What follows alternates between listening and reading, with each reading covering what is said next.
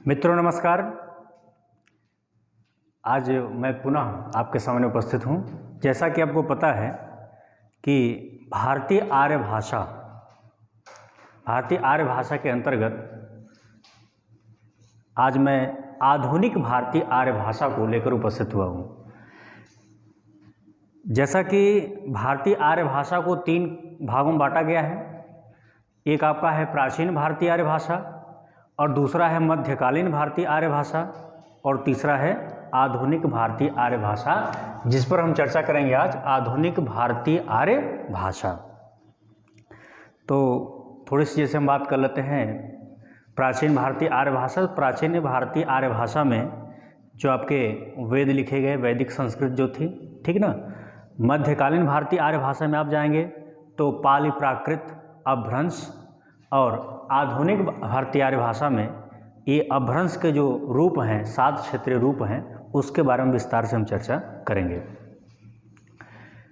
यह जो टॉपिक है आधुनिक भारतीय आर्य भाषा, यह परीक्षा की दृष्टि से बहुत महत्वपूर्ण है। आप कोई भी परीक्षा देना चाहते हैं, टेट, सीटेट, यस टेट, कोई परीक्षा आप देना चाहते हैं, चाहे एडेट का हो, चाहे पीजीटी लेवल का पेपर हो, हिंदी की आप कोई परीक्षा दे रहे हैं तो यह सबसे महत्वपूर्ण टॉपिक है। यहाँ से 1 नंबर का, 2 नंबर का प्रश्न जरूर पूछा जाता है। तो मुझे यह सबसे महत्वपूर्ण लगा।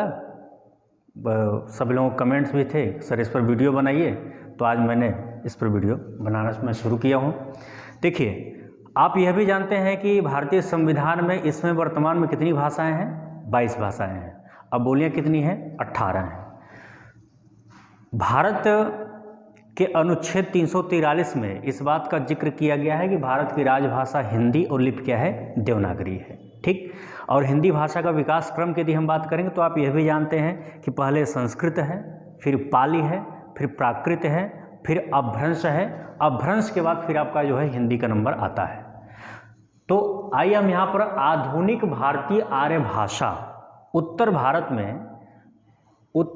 में अपभ्रंश के 7 क्षेत्रीय रूप प्रचलित थे। तो यहाँ देखिए 1, 2, 3, 4, 5, 6, 7। जहाँ पर बात करें जो पहला नंबर है अपभ्रंश का भेद में, पहला नंबर कौन सा है? सौरसेनी अपभ्रंश। अब इसमें देखिए क्या क्या चीज़ें आपको ध्यान में रखना है। सौरसेनी अपभ्रंश के अंतर्गत आधुनिक भारतीय आर्य भाषा कितनी है? 3 है। राजस्थानी, पश्चिमी हिंदी और गुजराती। राजस्थानी, पश्चिमी हिंदी और गुजराती, ठीक। अब राजस्थानी के अंतर्गत कौन कौन सी बोलियां हैं? बिल्कुल आप देख सकते हैं, मारवाड़ी, मेवाती, जयपुरी और मालवी। प्रश्न परीक्षा में सीधे सीधे बन जाएगा कि राजस्थानी के अंतर्गत कौन सी बोली नहीं आती। 4 ऑप्शन में दिया रहेगा, मारवाड़ी, मेवाती, जयपुरी, और एक हो सकता है मगही को दे दे, तो आप तुरंत वहाँ कर सकते हैं कि मगही इसके अंतर्गत नहीं आती। यदि यह पूछ सकता है कि राजस्थानी के अंतर्गत कौन सी बोली आती है, तो इसमें से मैथिली, अवधी, छत्तीसगढ़ी और एक वहाँ का नाम दे देगा जयपुरी, तुरंत उसको आप बता सकते हैं कि जयपुरी इसमें है, ठीक। तो यह आपको ध्यान रखना, सौरसेनी अपभ्रंश के अंतर्गत राजस्थानी, पश्चिमी हिंदी, गुजराती।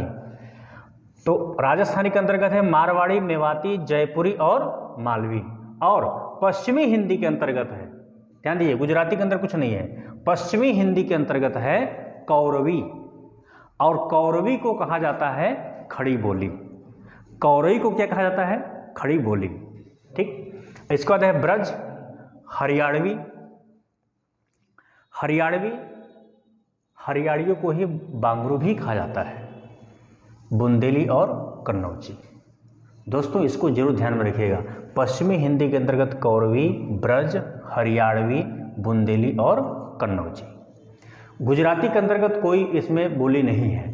तो ये आपको पता चल गया। पहला नंबर देखिए, सौरसेनी अपभ्रंश, राजस्थानी, पश्चिमी हिंदी, गुजराती। अब इसको आप याद कैसे करेंगे? ऐसे भी आप कह सकते हैं GPRS, बिल्कुल ये आप इसको ध्यान में रखिए, GPRS। तो GPRS से क्या हो जाएगा? गुजराती, पश्चिमी हिंदी, राजस्थानी, और एस से क्या हो जाएगा? सौरसेनी अपभ्रंश। ट्रिक से भी याद कर सकते हैं। यदि आपको डायरेक्ट याद है तो कोई बात ही नहीं, ठीक। ऐसे भी, और लेकिन ये आपको ध्यान में रखना है। दूसरा जो आपका आता है मागधी अपभ्रंश। दोस्तों मागधी मतलब क्या होता है? मगध। मगध का क्षेत्र क्या है? पटना।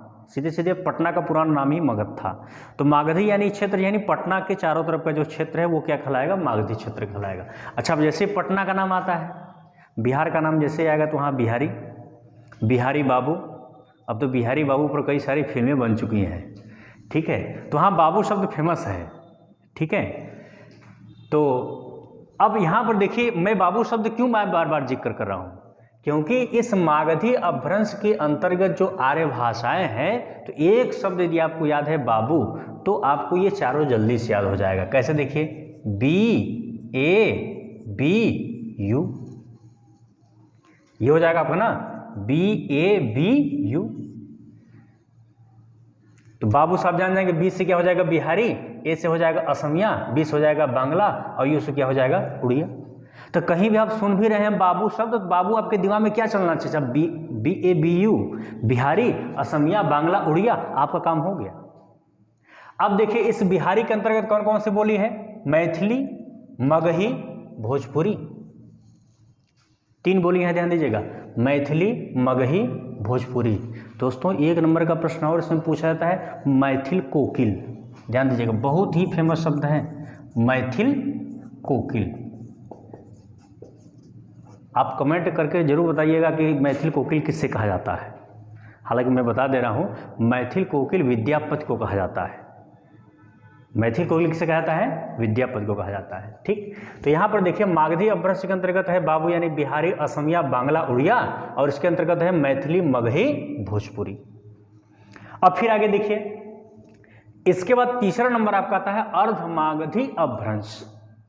अर्धमागधी अपभ्रंश, अर्धमागधी अपभ्रंश से तात्पर्य क्या है? यानी मगध का कुछ क्षेत्र, अर्थात बिहार पटना का कुछ क्षेत्र, यानी पूर्वी क्षेत्र की हम बात कर सकते हैं। तो इसके अंतर्गत क्या है? पूर्वी हिंदी। अब पूर्वी हिंदी का देखिए कितना सरल है। इसमें पूर्वी हिंदी के अंतर्गत 3 बोलियां हैं, अवधी, बघेली, छत्तीसगढ़ी। अवधी, बघेली, छत्तीसगढ़ी।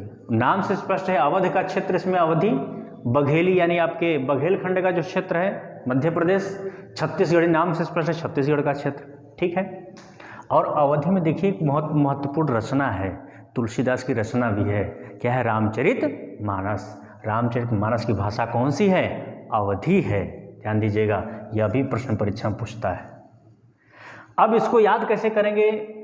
पूर्वी हिंदी, अवधी, बघेली, छत्तीसगढ़ी, बहुत सरल है भाई। आप सीधे करिए ABC, अवधी, बघेली, छत्तीसगढ़ी। आप किसी छोटे बच्चों को पढ़ा रहे हैं, लिखो बेटा ABCD, आप अपने दिमाग में चला ना ABC, अच्छा क्या है? अवधी, बघेली, छत्तीसगढ़ी। सीधे सीधे प्रश्न परीक्षा में पूछ दिया कि पूर्वी हिंदी के अंतर्गत कौन सी बोली नहीं आती। ऑप्शन दिया है अवधी, बघेली, भोजपुरी और छत्तीसगढ़ी। तुरंत कौन सा बताएंगे? भोजपुरी। अब भोजपुरी किसके अंतर्गत आती है? बाबू, बिहार, यानी अर्धमागधी यहाँ बिहारी के अंतर्गत आती है, ठीक। इसमें कोई दिक्कत किसी को? आगे देखिए, अब इसके बाद आपका आता है खस अपभ्रंश। चौथा नंबर कौन सा है? खस अपभ्रंश। खस अपभ्रंश की जो आर्य भाषा कौन सी है? पहाड़ी। अब पहाड़ी के अंतर्गत 3 बोलियां हैं, कुमायूनी, गढ़वाली और नेपाली। ध्यान दीजिएगा, कुमायूनी, गढ़वाली और नेपाली। ये थोड़ा आपको याद करना पड़ेगा। अब यदि आपको पूरा ऊपर का याद है तो इसमें कोई दिक्कत नहीं है। खस अपभ्रंश के अंतर्गत है पहाड़ी, कुमायूनी, गढ़वाली, नेपाली। क्लियर है? आगे देखिए, तो यह ध्यान दीजिए, यहाँ तक जो आपका है 4 नंबर तक, यहाँ अक्सर आपके टेट या स्टेट में, सुपर टेट में पूछा जाता है। यदि आगे की हम बात करें, यह बहुत महत्वपूर्ण है। यदि आप PGT लेवल का पेपर दे रहे हैं, तो प्रवक्ता का पेपर दे रहे हैं, तो ये यहाँ से प्रश्न बनता है। नहीं तो सामान्य आप पेपर दे रहे हैं तो यहाँ 1, 2, 3, 4 से ही आपका प्रश्न पूछा जाएगा। तो इसको भी आप देखिए, जैसे 5वां नंबर आपका क्या है? ब्राचड़ अपभ्रंश। थोड़ा नाम कठिन लग सकता है। ब्राचड़ अपभ्रंश, ब्राचड़ अपभ्रंश के अंतर्गत सिर्फ एक आर्य भाषा कौन सी है? सिंधी, ठीक। इसकी कोई बोली नहीं है। अब इसके बाद क्या है? 6वां नंबर क्या है? महाराष्ट्री अपभ्रंश। महाराष्ट्री अपभ्रंश के अंतर्गत कौन सी बोली है? मराठी। बहुत सरल है। अब देखिए, यहां पर तो ठीक है। 7वां जो है सबसे महत्वपूर्ण है, पैशाची अपभ्रंश। नाम तो इसका अजीब है, भूत पिशाच जैसा है, पैशाची, लेकिन नहीं, पैशाची अपभ्रंश। देखिए पैशाची अपभ्रंश किधर है, आपके उत्तर जो भारत के, जो जैसे जम्मू कश्मीर हो गया, पंजाब हो गया, नाम से स्पष्ट है, पंजाबी और लहंदा। तो पंजाबी ऑटोमेटिक भाषा कहाँ की है, पंजाब की है, और लहंदा कहाँ की है, कश्मीर की है, ठीक ना। तो ये आपके जो बिल्कुल सबसे शीर्ष के जो स्टेट हैं वहाँ की है, पंजाबी और लहंदा, ठीक है,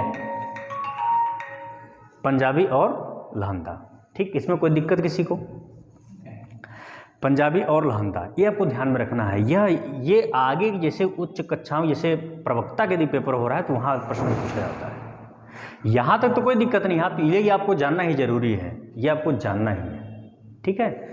दोस्तों, ये आपको वीडियो मेरा कैसा लगा, और यदि आपको वीडियो अच्छा लगेगा तो आप ज़रूर इसको लाइक करें, सब्सक्राइब करें और शेयर भी करें, क्योंकि यह आपके लिए भी ज़रूरी है और आपसे जुड़े हुए जितने लोग हैं जो प्रतियोगी परीक्षा की तैयारी कर रहे हैं उनके लिए यह बहुत ज़रूरी है। इसको बहुत दुर्लभ चीज़ें हैं, इसको मैं बहुत सर्च करके मैं सारा चीज़ एक जगह उपस्थित करवाया हूँ, ठीक है। धन्यवाद। दोस्तों, जैसा कि मैं बता रहा हूँ कि यह बहुत महत्वपूर्ण है। यदि आपने इसकी तैयारी की है, यदि किसी परीक्षा में आपके पेपर आप उठा के दे सकते हैं, वहाँ पर दिया है तो आप वहाँ आंसर मिला सकते हैं, आपका सही होगा।